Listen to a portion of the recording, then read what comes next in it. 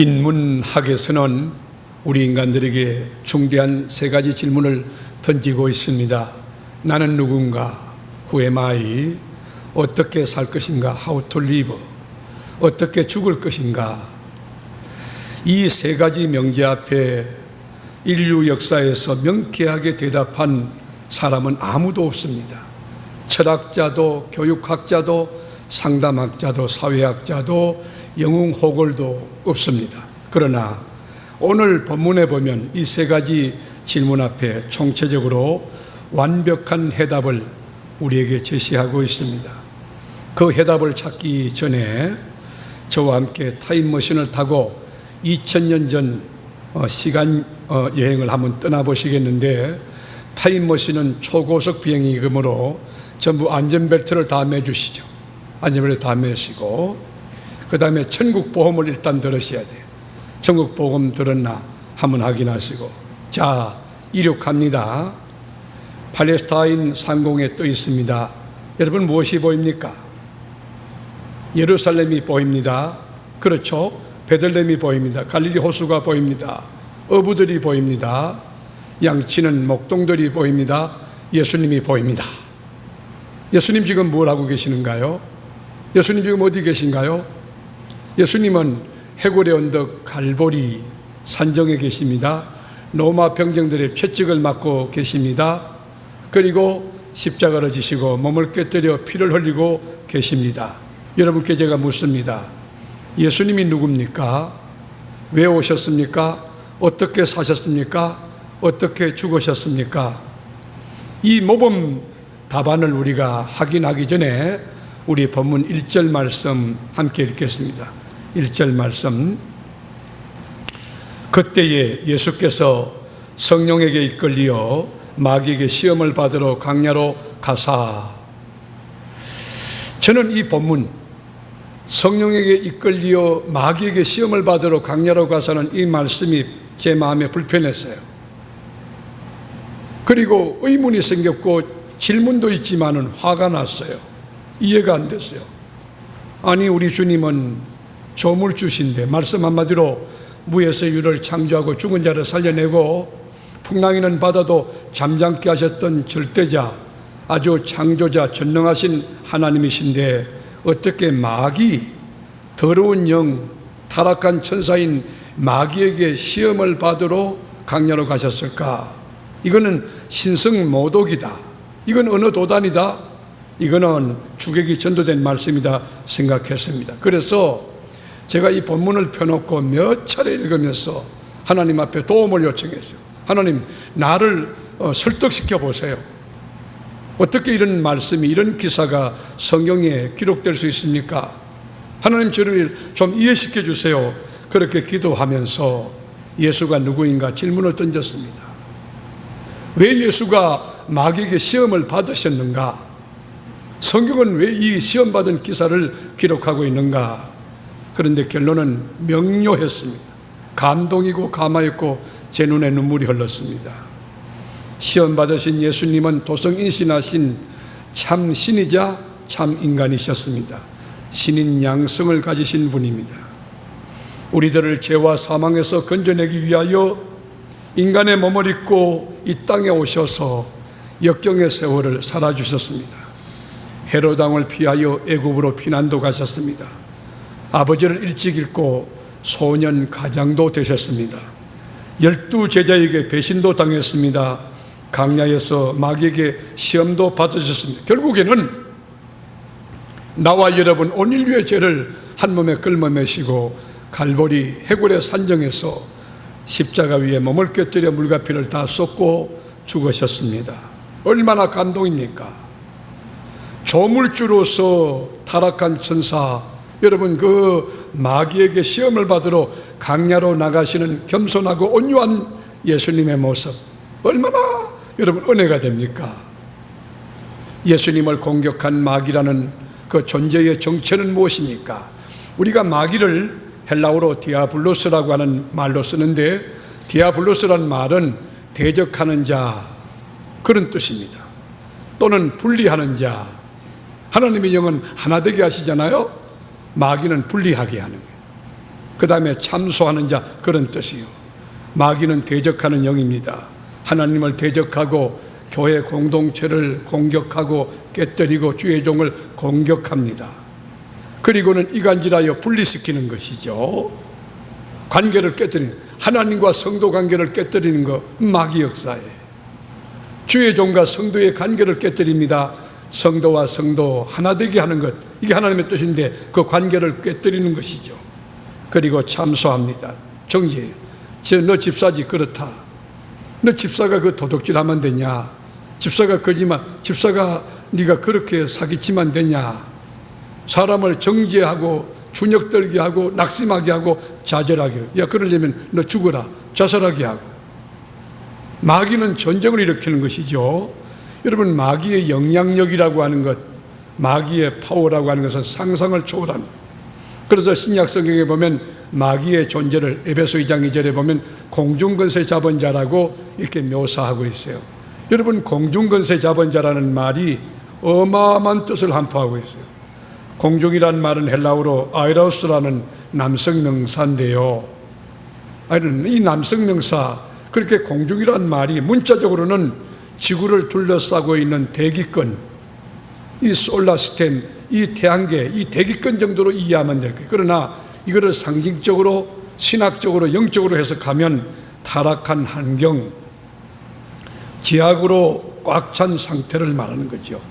여러분, 공중권세 자본자라고 하는 것은 이 세상의 모든 주권을 쥐고 흔드는 통치자라, 지배자라, 왕이라, 그런 뜻이에요.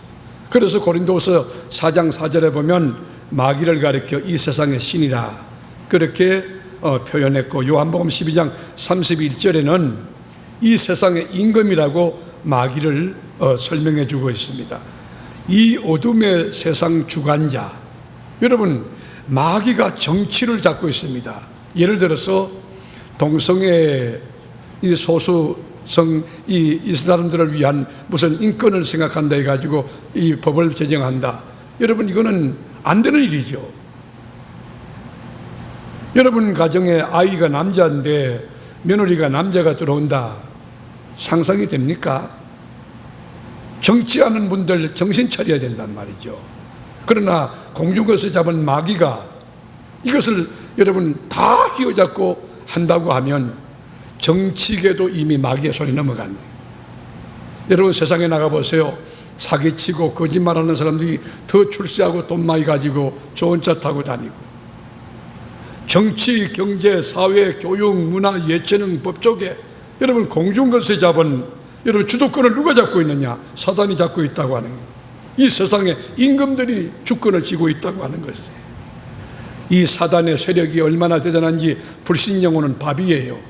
예수를 구주로 영접한 빛의 자녀된 하나님의 자녀에게는 권세 있기 때문에 함부로 못하지만, 예수 믿지 않는 구원받지 못한 자들은 이 마귀가 미혹하고 공격하고 지배하고 다스리고 통치합니다.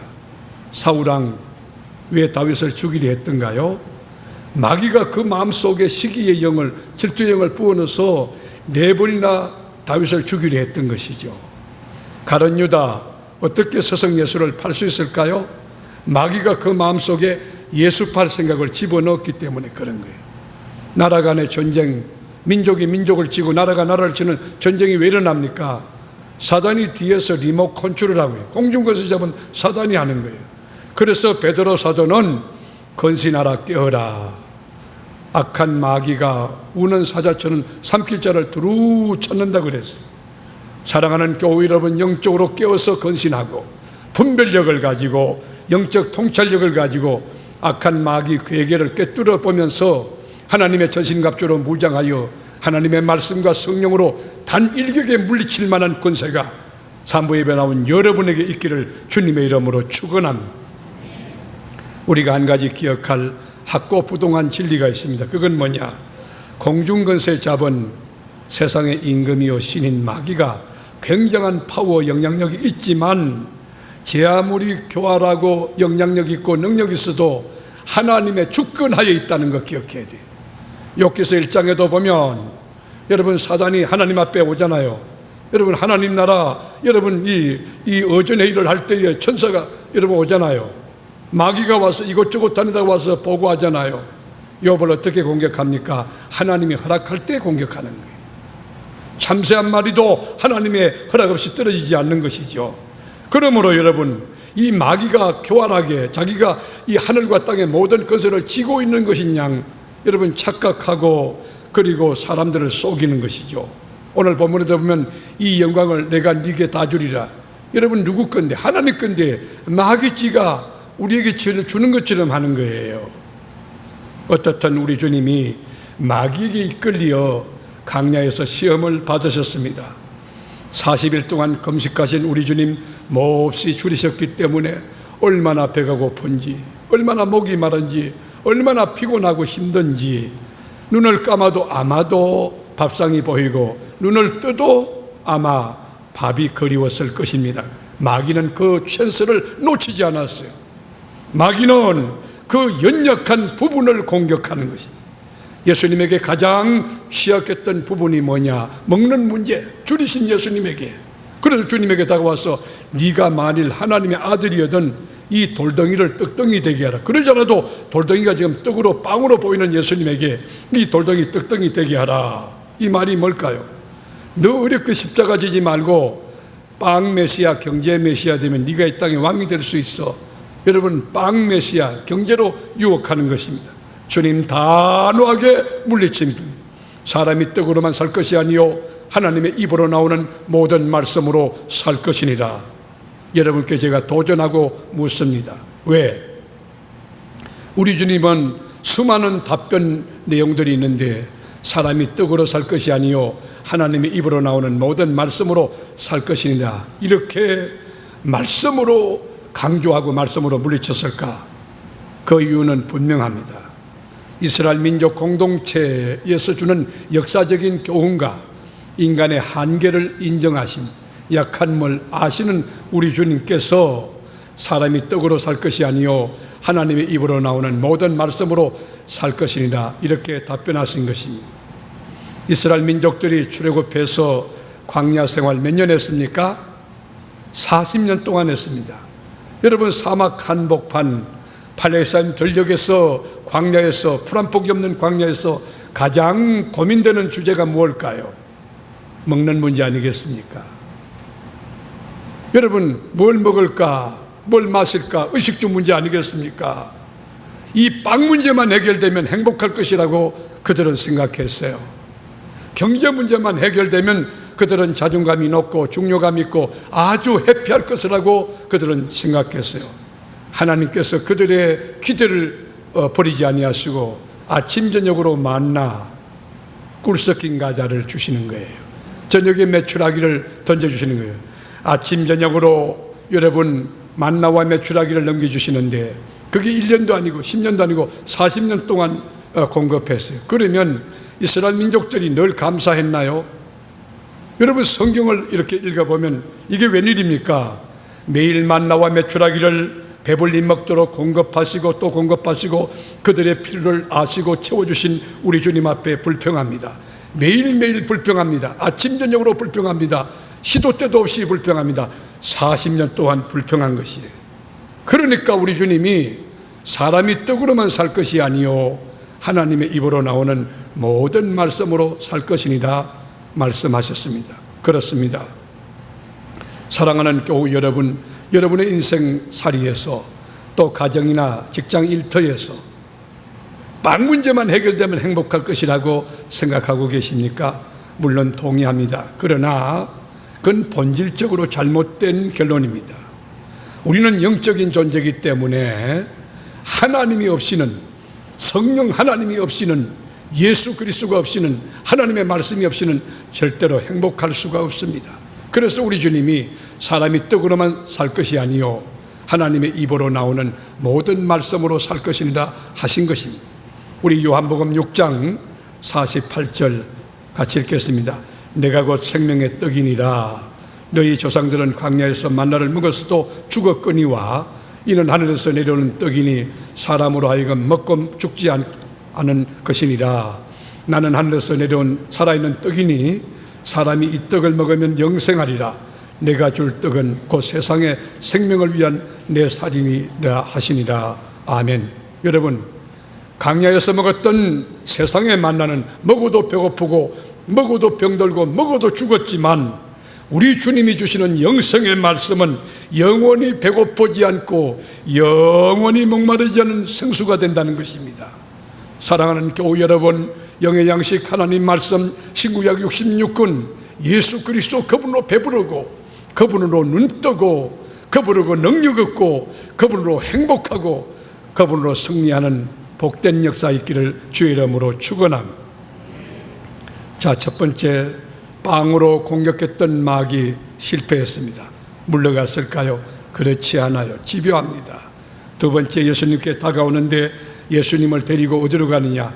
거룩한 성 예루살렘으로 올라가서 성전 꼭대기에 세우는 거예요. 여러분, 마귀가 교회 안에 안 들어옵니까? 여러분과 같이 지금 앉아서 찬송할 수도 있어요. 지금 여러분에게 졸업마귀 주는 거예요. 이게 졸업마귀 줄고 잡생각 들게 한단 말이죠. 장로님에게 여러분 마귀 안 들어갑니까? 마귀 들어가요. 가룟 유다 예수 제자의 아포스톨로 사도에게도 들어간단 말이죠. 틈만 있으면 들어가요. 졸지 않고 주님 앞에 아주 집착하고 주님 말씀에 아주 집중할 수 있는 은혜 있기를 축원합니다. 여러분, 성전 꼭대기 아슬아슬 위태위태한 곳에 세워놓고는 주님에게 뛰어내리라는 거예요. No problem. 뛰어내리라. 문제없다. 그러면서 여러분 시편 91편 11절 말씀 12절 말씀을 인용하는 거예요. 하나님 말씀을 인용하는데 네가 뛰어내리면 하나님이 천사들을 보내가지고 네 발이 돌이 부딪히지 않도록 막아주리라. 여러분, 말씀을 가지고 교묘하게 접근하는 사단에게 우리 주님의 태도는 단호했습니다. 목숨 내놓고 단호하게, 아주 단호했습니다. 주 너희 하나님을 시험치 말라. 하나님은 경외의 대상이지, 하나님은 경배 신앙의 대상이지 시험하는 대상이 아니다는 거예요. 창조주 하나님은 마음을 다하고 힘을 다하고 성품을 다하여 사랑해야 될 우리 신앙의 대상이라는 것입니다. 이 시험에 실패했던 마귀는 또다시 예수님을 모시고 팔레스타인에서 가장 높은 산 헬몬산이라고 하는 약 3,000m 해발, 그 3,000m 고지로 모셔갔어요. 천하가 한눈에 다 들어오는 거예요. 여러분, 롯데 타워에 가보시면은 대전 서울 시내가 다 보이는 것처럼 헬몬산에서 천하의 모든 영광과 영화가 다 보이는 곳에서 마귀가 예수님에게 시험합니다. 네가 만일 내게 엎드려 경배하면 이 모든 영화, 이 모든 영광을 네게 주리라. 여러분, 얼마나 쉽습니까? 로마 병정에 채찍 맞고 침뱉음 당하고 구두발길로 차이고 십자가에서 죽는 게 쉽습니까? 아니면 간단하게 절 한 번 하고 이 모든 영광을 얻는 게 좋습니까? 신앙 대상만 바꾸면 이 모든 영광을 다 네게 준다니, 내게 엎드려지라. 여러분, 경배 대상을 바꾸라는 거예요. 신앙 대상을 바꾸라는 거예요. 여기 엎드려 경배한, 엎드리라고 하는 말은 헬라어로 패손이라고 하는 말인데, 무너지면 쓰러지면 그 말이에요. 네 믿음이 쓰러지면, 네 믿음이 무너지면, 네 믿음이 떨어지면 이 모든 영광을 다 주리라. 우리 주님 반응이 어떤가? 우리 주님의 대응 전략이 어떤가? 예수님의 태도를 우리 10절에서 한번 만나보실까요? 10절 다 같이 읽겠습니다.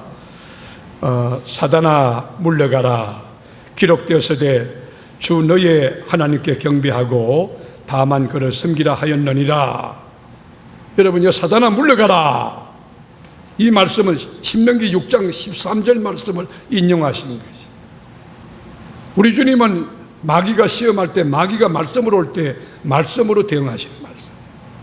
여러분이 항상 있는 주의 말씀, 생명의 말씀으로 읽고 묵상하고 무장하고 암송하면 하나님의 말씀이 분별력을 줄 것이고, 하나님 말씀이 마귀를 물리칠 수 있는 권세를 줄 것이고, 마귀가 여러분 말씀이 바로 해답이 되는 거예요. 여러분, 마귀의 시험의 특징이 뭡니까? 우리가 오늘 말씀을 쭉 보면 이 마귀의 시험은요, 첫째 집요함이에요. 끈질김이에요. 한 번 공격해서 안 무너지면 물러가지 않고 다시 공격하고 또 공격하고 또 공격하고 1차 시도하고 또 2차 시도하고 3차 시도하고 끈질기게 여러분 도전하는 것입니다. 그뿐만 아니라 마귀의 시험은 교활함이에요. 교활함. 아주 정교해요. 하나님의 말씀을 인용합니다. 그리고 네가 만일 하나님의 아들이거든 가정법을 쓰는 가정법을. 그뿐입니까? 마귀는 강명한 천사로 가장하는 거예요. 예를 들어 오늘 산부인에 나온 여러분에게 어제 내가 신방을 많이 했기 때문에 내가 피곤해.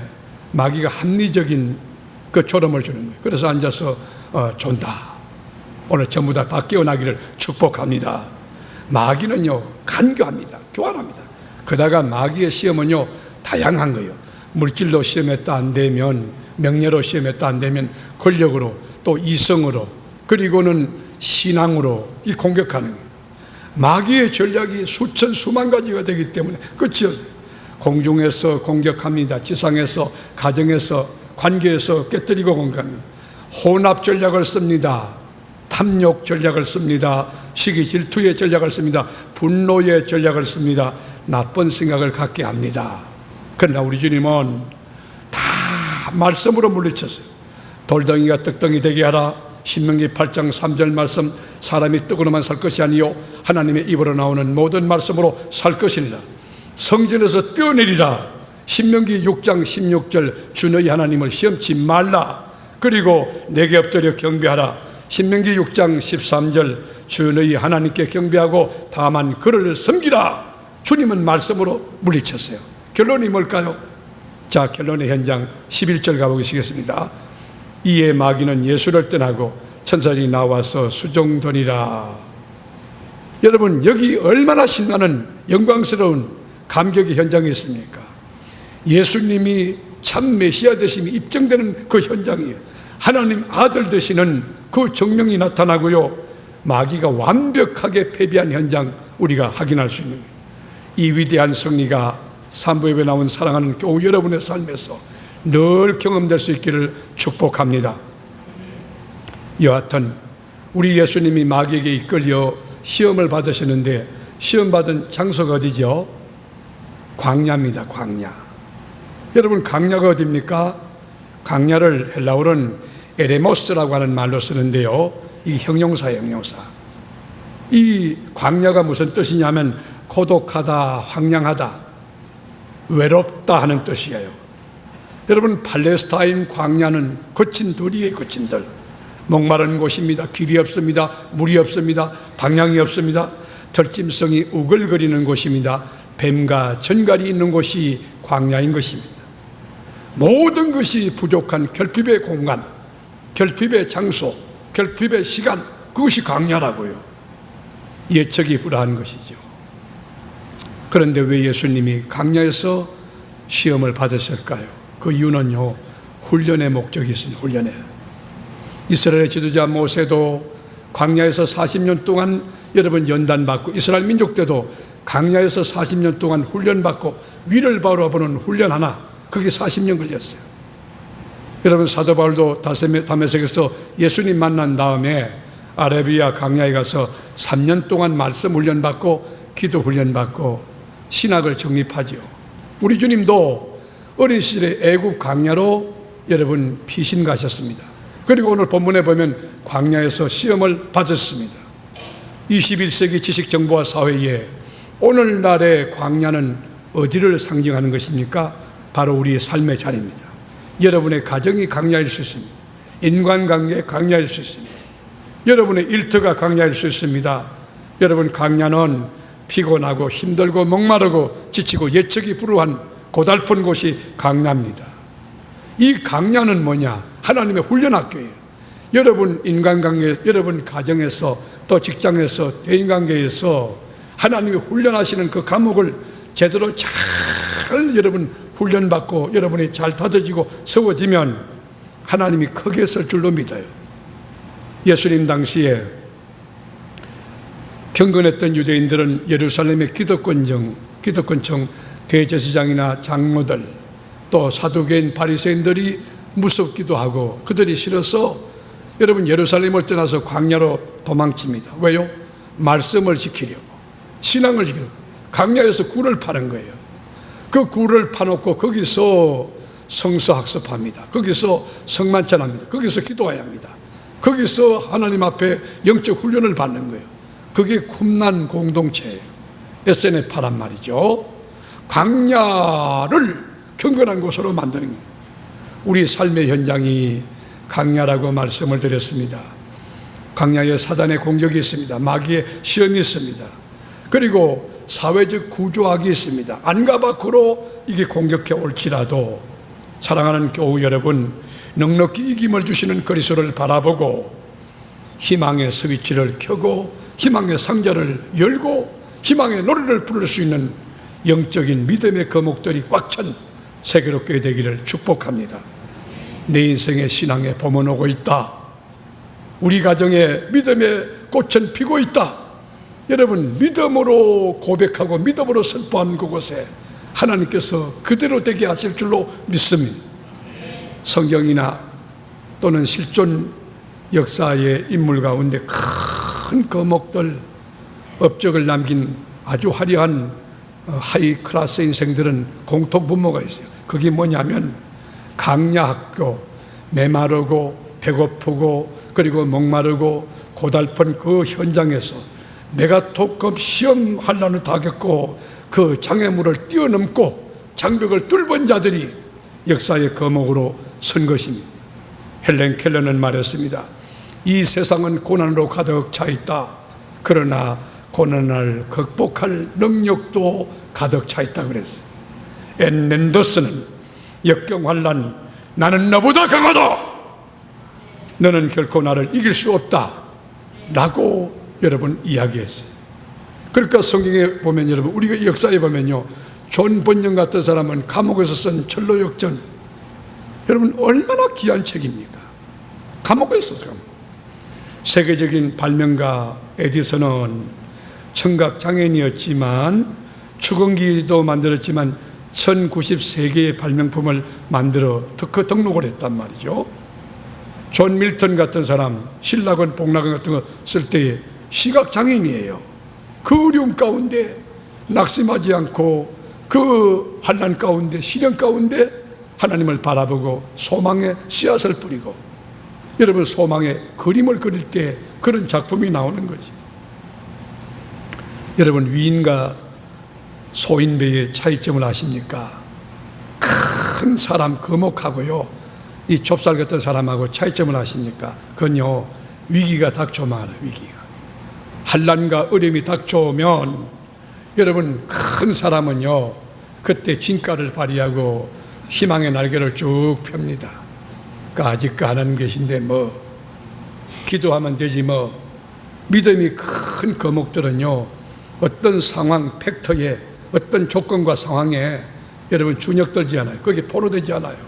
까짓거 뭐 주님 계신데 까짓거 기도하면 되지 뭐. 그리고 진짜 믿음으로 기도하는 거예요. 환난이 오라, 역경이 오라, 시험이 오라, 예수의 이름으로. 다 같이 한번 해보시죠. 환난이 오라 하면 여러분은 예수의 이름으로 외치는 거예요. 환난이 오라, 역경이 오라, 시험이 오라, 질병이 오라. 여러분 능하신 주 안에서 주 앞에서 무릎을 꿇고 기도하며 하나님을 믿는 믿음으로 맞서 싸웁니다. 담대합니다. 당당합니다. 거기서 극복하는 비결과 능력과 힘과 지혜를 갖는 거예요. 그런데 소인배는 뭐예요? 여러분 소인배는 환경이 조금 어렵죠. 사업에 부도가 나면 아이고가 뭐요?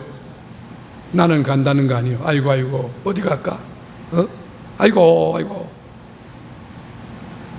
조금 환경이 어려워지면 신의 저주를 받았다고 낙심하고 좌절하고 불평합니다. 새들도요, 큰 새들의 왕 독수리 같은 그런 거 하고요, 작은 새하고는요 태풍이 불어오면 말아요. 여러분 태풍이 확 강풍이 불어오면요 적은 새들은요 아이고 전부 집구석으로 다 도망쳐. 근데 여러분 새들의 왕인 독수리는 그때 하나님의 창공, 하나님 만드신 성전으로 날개를 쫙 펴고 내 때가 왔다. 그리고는 여러분 비상하는 거예요. 태풍을 이용하여 강풍을 이용하여 더 높이, 더 높이, 더 높이, 여러분 환난이 올 때 믿음이 더 높이 상승할 수 있기를 축원합니다. 믿음이 고공을 향하여 상승할 수 있기를 축복합니다. 두 날개 쫙 펴고 야토! 내 세상이 왔다는 거지요. 그게 새들의 왕 독수리예요. 특징이잖아요.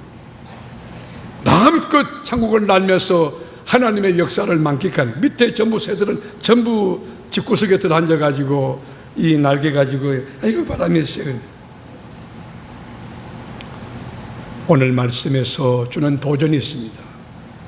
우리들의 삶의 현장은 광야라고 설명을 드렸습니다. 그러나 거칠고 힘들고 예측불허한 광야랄지라도 사탄과 마귀가 아무리 교활하고 다양한 방법을 우리 가지고 공격한다 할지라도 우리 안에는 성령 하나님이 계십니다. 우리 안에는 세상 끝날까지 함께하는 하나님이 계십니다.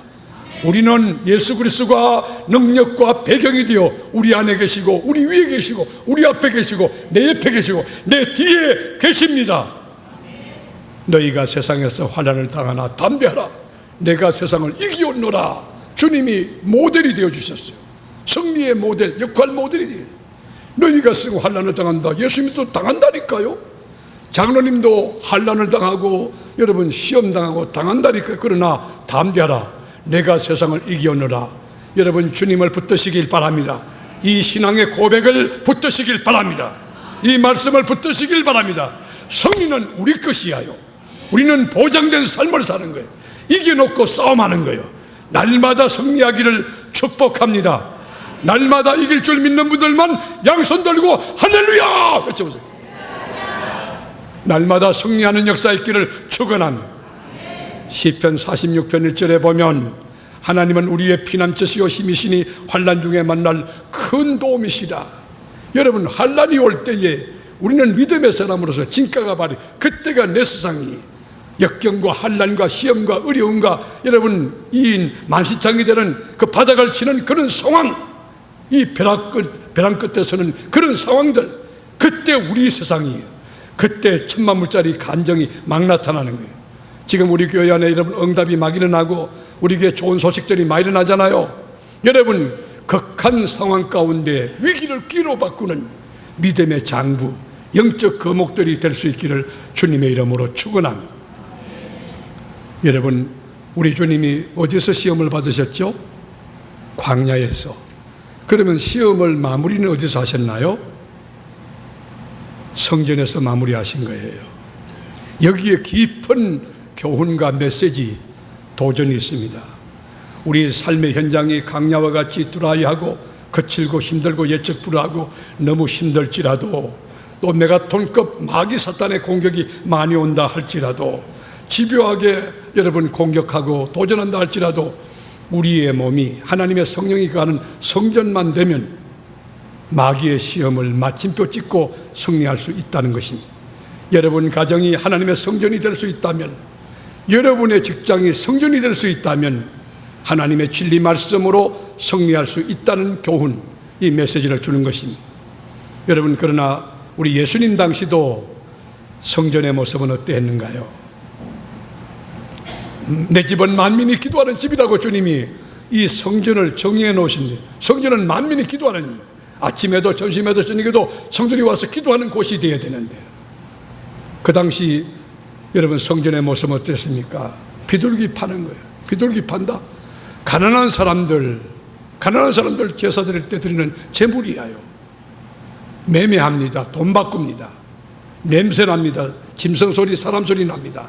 주님이 분노했어요. 여러분 상을 들먹고 분노하시면서 채찍을 들고 나가! 외치셨습니다. 성전을 정화하신 거죠.